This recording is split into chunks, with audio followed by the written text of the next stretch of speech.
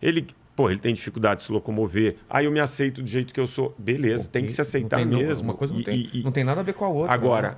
que essa pessoa tenha consciência que, primeiro, isso lá na frente vai ter um prejuízo para a saúde, nem que seja articular.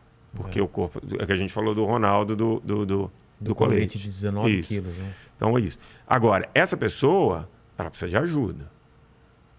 E aí você não tem nenhuma política de saúde pública, nenhum norte para ir, né? Então, assim, quando você fala individualmente, você pega uma pessoa com mais condição, que vai no MUSE, vai num cara, assim, vai resolver o problema, vai se matricular numa academia, tem uma orientação. Mas por que o mundo inteiro mede taxa de obesidade? Porque a gente quer ser cruel? Não. É porque a gente sabe que tem uma relação direta com custo de saúde, com doenças crônicas, entendeu? Então, assim, com lesões, né?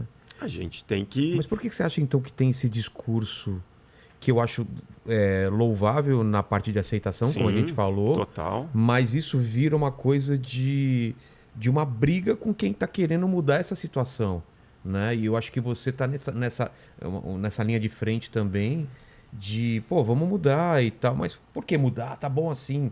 Porque muitas pessoas vão falar isso para você, Cara, né? eu acho que aqui... Tipo assim, eu não posso ser gordo? Exato. Não posso... Já ouvi muito isso. Então. Acho que sim. Pode. O ponto a gente tem que discutir. Entendeu? Eu não sei a solução. Agora, eu conheço várias políticas em vários países que é isso. Você falou, pô, a gente tem a mesma idade. A gente se cuida, tal... E a gente ainda faz parte de uma geração que comia melhor, muito né? Muito melhor, que brincava na rua, né? E aí você tem uma pessoa da nossa idade, que nem você estava falando antes de começar o programa, pô, o cara colocando estente, o cara já todo ferrado, o cara gordão, tem diabetes, hipertensão. Esse cara custa 25 vezes mais do que eu e você para o plano de saúde. Mas ele paga igual. É justo? Não sei. No Japão eles acham que não. Entendeu? Você tem países que acham que não.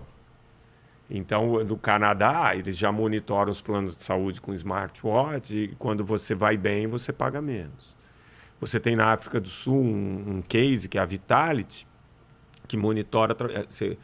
Singapura te dá um Apple Watch todo ano. Você não paga nada, desde que você cumpra a meta de atividade física. Que compartilhe os seus resultados. Isso, você compartilha o resultado. Pô. É de graça. Por quê? Porque ele sabe que isso vai ser nada perto da economia que você vai fazer. Olha só. Entendeu? É absurdo. Então, isso. assim, por isso que eu falei de conectar. Será que essas grandes empresas, daqui a pouco, esses relógios vão ficando cada vez mais acessíveis? Não precisa ser um Apple Watch, mas alguma coisa que conecte. Uma pulseira, né? Entendeu? Esse vai ser o caminho, não tem nenhuma dúvida, né? Daqui a pouco esse Apple Watch vai estar pegando aqui... sem sacanagem, a nossa glicemia, a nossa pressão. Sim, não duvido disso, não. Vai ser coisa de 2, 3 anos, né? Os futurólogos aí, o pessoal que fica fazendo essas previsões, falam que a gente vai vestir mesmo a tecnologia e tudo vai ser medido, né? Então, assim, essa questão do estilo de vida, eu entendo que é difícil ser mudada, porque, assim, é um corpo preparado para o movimento e um cérebro que foi programado para economizar energia. Durante essa mesma evolução... O que significa economizar economia? Porque, é a lei do mínimo esforço ou não? Essa lei não vai mudar nunca. Por quê? Porque como a gente tinha muito pouco alimento, o cérebro ele tinha que fazer alguma coisa para poupar energia. E o que ele fez? Ele aprendeu a automatizar. Quando você pensa, você gasta muita energia. Se você está automático, você gasta muito menos energia. Mas isso faz muito sentido, sabe por quê? Porque que as pessoas, elas... tendem a ter uma vida exatamente igual dia após dia, né? Porque às vezes eu penso, por que a pessoa não pega um caminho diferente, tenta fazer uma coisa diferente? Porque vai gastar energia. E aí, quem me falou isso... Isso é inconsciente, então. No documentário tem uma entrevista com uma pessoa que chama Wendy Suzuki. É a chefe da neurociência do departamento de neurociência da Faculdade de Nova York, da Universidade de Nova York. E ela fala isso, né? Ela falou, eu vou te provar com 3 exemplos como a gente é econômico. Exemplo número 1. Quando você vai estacionar seu carro num shopping, você vai procurar a vaga mais próxima ou mais distante? Pode estar lotado, você procura. Fica lá. Às vezes você fica esperando um maior tempo, sendo que tá cheio de vaga. Então, aí eu falei... não. E a pessoa paga a academia, né? Paga a academia. Segunda coisa, quando você chega no shopping, quando você fecha a porta do carro, qual é a primeira decisão que o seu cérebro tomou? Eu falei, não sei. Ela falou, a entrada mais próxima. Quando você fecha a porta do carro, você vai olhar uma entrada a 10 metros e uma a 30 metros, ninguém vai na de 30 metros. Caramba. Então, ela fala, o nosso... Porque senão você é burro, né? Parece que isso é o mais sensato a fazer. Porque você vai gastar energia, isso pro cérebro não faz sentido. Então, ela fala assim, o nosso meio ambiente hoje, ele é perigosamente confortável. A gente tá na época mais confortável que já se viveu. E aí ela... Lembra? Não tinha controle remoto. A gente era o controle remoto do pai. Vai lá, muda lá pra Bandeirante. O telefone, você tinha que ir atender, não era aqui, entendeu? Não tinha escada rolante pra tudo quanto é lado, elevador. E a terceira coisa que ela falou, você conhece algum ser humano que foi chegar no shopping e subiu uma escada rolante, ela tá quebrada e esse cara ficou feliz porque ia queimar 10 calorias? Não. Qual é a primeira reação que você tem? Pô, que saco. Então ela fala, o cérebro é assim. Ele vai tentar automatizar, fazer as mesmas coisas iguais. Você dorme no mesmo lugar da cama, você toma do mesmo jeito o seu banho. Você não muda nada. É verdade. Que é para não gastar energia. Então ela fala, tente sempre fazer alguma coisa diferente, todo dia. Você quebra isso, vai quebrando isso aos poucos. Então ela fala, é mais fácil você criar uma crença do que criar um novo hábito. Então ela fala assim, que é mais fácil? Você acreditar que você vai terminar esse programa e correr 5 quilômetros? Ou você acreditar que você vai começar na segunda que vem? É óbvio, né? É a famosa começa na segunda minha dieta. E aí é o que você falou. A lei do mínimo esforço está aí. Então, respondendo a sua pergunta, por que ninguém faz no Brasil? Porque é um ato muito impopular. É muito impopular. E o resultado não é tão... Não é imediato. A curto prazo, né? Mas não. É o quê? Uma década para você... Em uma década você vai ver um resultado absurdo. É mesmo? Mas em 6, 7 anos você já vai conseguir ver resultados de economia impressionantes, né? Então, de baixa taxa de obesidade. Tudo. Eu lembro de uma conversa que eu tive no Conselho do ICESP, uma vez estava o Serra. E aí a gente tinha, sei lá, um orçamento de 18 com um custo de 20. Tá. Basicamente assim. E aí eu, infelizmente, lá fui falar, gente, os 3 principais tipos de câncer aqui têm uma ligação direta com sedentarismo e tal. Cara, o Serra me deu uma porrada. Você já viu alguém morrer de câncer? A gente tem que pegar esse dinheiro e colocar lá no tratamento final.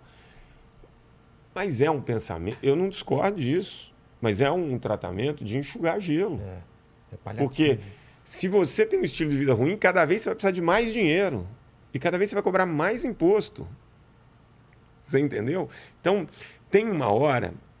Tem uma frase de um cara lá do exterior que fala assim, do prefeito de Copenhague, que... É porque ele está falando do agora, você está falando do mais para frente. Ele fala, a coisa só muda quando ela for insuportável.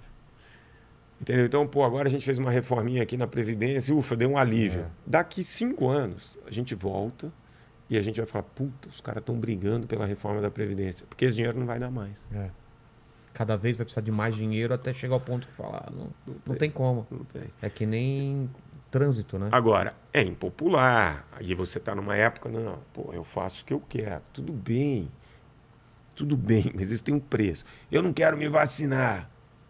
Beleza. Tem um preço. Tem um impacto. Né? Eu quero fumar.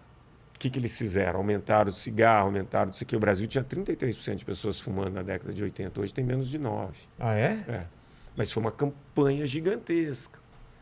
Então, o que fez com o cigarro, talvez você tivesse que fazer ali com o estilo de vida. Agora, é muito mais fácil fazer o que eles fazem, que é pela alimentação. Vou sobretaxar o açúcar, então deixa eu comer uma jujuba. Aí, o que acontece? O povo fala assim, ele está preocupado com a gente. O açúcar faz mal. Né? Esse dinheiro vai para onde? O cara deixa de comer o açúcar? Não deixa. Vai pagar mais caro. Tem um estudo chamado Paradoxo Australiano. Eles sobretaxaram o açúcar. Ah, é? O que aconteceu? Aumentou a obesidade. O quê? Aí os caras falaram, mas será que o açúcar, que o adoçante, então, é pior do que o açúcar? Não é. O cara não deixa de comer o açúcar. É o lance da escassez? Não. Ah, tá. Ele consome um açúcar mais barato. Eu não vou tomar Coca-Cola, eu vou tomar tubaína. Ah, entendi. Mas continua. E tem até mais... E quem tem um poder aquisitivo maior, significa nada. Agora, quem sofre é quem tem menos dinheiro. Então, você tem que dar educação pro cara. Açúcar.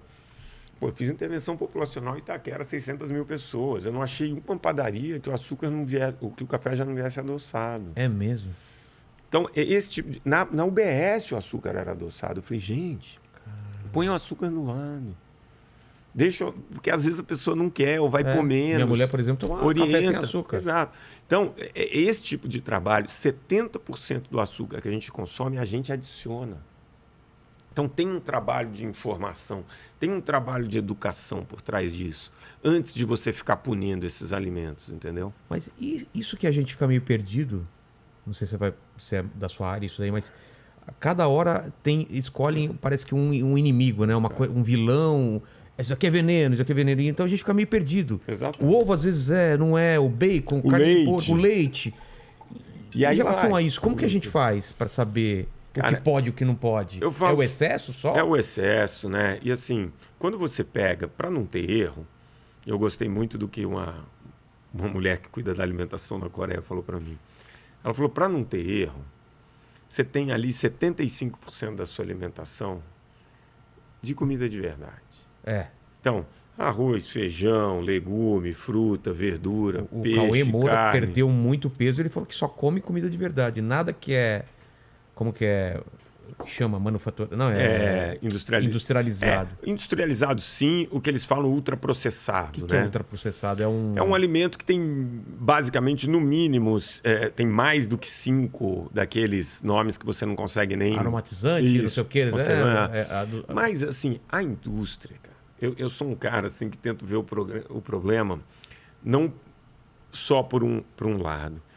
A gente depende da indústria para alimentar 8 bilhões de pessoas. É impossível só ter coisas fresquinhas e do dia para alimentar todo mundo. A indústria, ela não é nossa inimiga. Eu acho importante ter esse ativismo justamente para quê?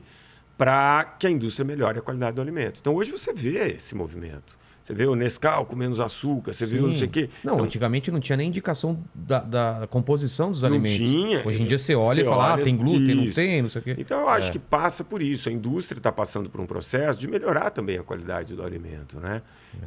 Assim... E esse lance desses alimentos que ora são proibidos ou são... Pode ser proibido, né? Que nem eu falo, leite. O leite. Se o leite fosse esse veneno todo, ninguém estava aqui para contar a história. Não tinha um mineiro, eu sou mineiro, vivo para contar a história, entendeu?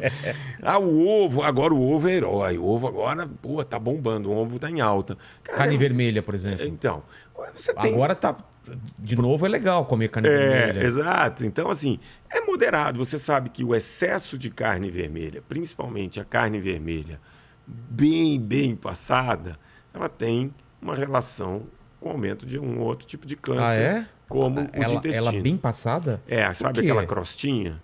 Porque o problema quando você deixa queimar, né? Para mim não tem problema, que eu gosto dela quase sangrando, assim. Você cria uma proteína ali que em excesso, aí a gente está falando em excesso, ela pode aumentar a chance de você ter câncer de intestino. Mas o que a gente sabe mesmo da alimentação? Poucas coisas. Primeira, que fibra é fundamental. Fruta, legume, verdura, cereal integral. Quem consome fibra, com quem não consome, expectativa. O que a fibra faz no nosso corpo? Ajuda no controle do colesterol, ajuda no controle da glicemia. Ela é o alimento para as bactérias boas do intestino. Então, fibra é um alimento pré-biótico. Fibra não tem tantas calorias e tem muitos nutrientes, muitos minerais, muitas vitaminas. Quando você consome mais fibra, você tem mais saciedade. Seu trânsito intestinal funciona melhor.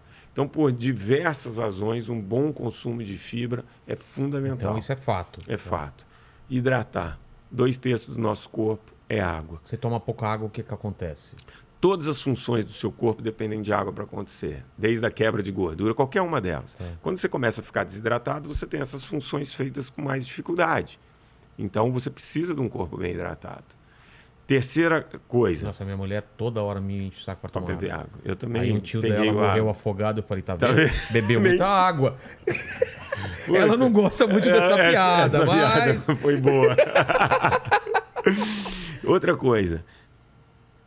Sal, açúcar e gordura em excesso. Sal, por exemplo, é uma coisa que eu passou um pouquinho. O pessoal coloca muito sal para mim nas coisas. Cara, às vezes nem experimentou a comida, o cara tá pondo sal. O sal, ele é uma coisa que vem lá de trás? É natural pra gente usar sal? Cara, você tem uma quantidade recomendada do OMS, né, de sal por dia, porque a gente sabe que o excesso de sal tem uma relação aí bem perigosa com a nossa saúde cardiovascular.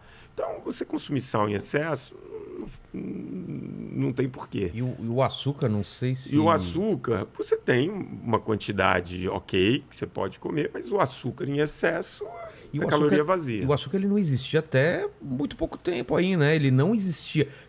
Cara, eu sou um defensor do açúcar. Assim, primeiro...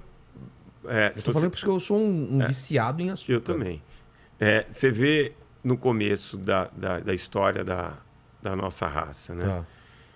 Como que uma pessoa distinguia se um alimento ia ser consumido ou não? Pelo sabor doce. Se ele é amargo, você não consumia e descartava. Né? Então, a gente já tem uma tendência para esse paladar um pouco mais doce. O corpo ele gosta de coisas doces? Porque tem a ver com energia? Tem primeiro açúcar, é uma energia rápida, disponível rapidamente. E aí a gente tem que tentar entender como o açúcar, obviamente em excesso não faz bem, mas ele não é o vilão. Vamos supor que a gente era vivo no começo da década de 80, quando a gente nasceu, 83, vamos fazer esse exercício 84, aí. Vamos pensar. Vamos imaginar um garoto que tinha seus 14 anos ali, mais ou menos. O que tinha embaixo da pia, normalmente? Você tinha uma latona de açúcar. Putz, Não existia adoçante no Brasil. Não. E por que o Brasil tinha menos de 10% das pessoas acima do peso? Se não tinha adoçante. Se a galera adoçava...